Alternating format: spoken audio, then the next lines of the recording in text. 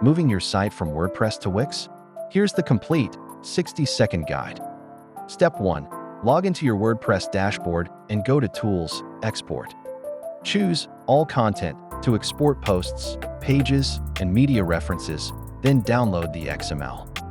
For full media files, export your uploads folder via FTP or a migration plugin backup.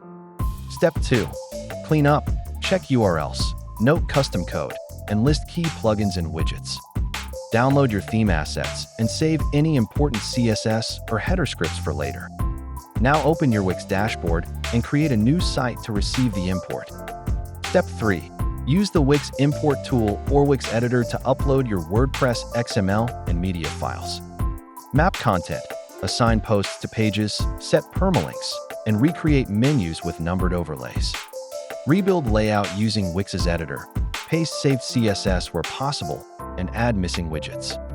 Test everything.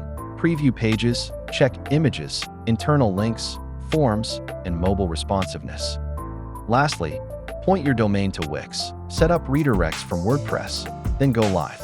Need help? Contact us.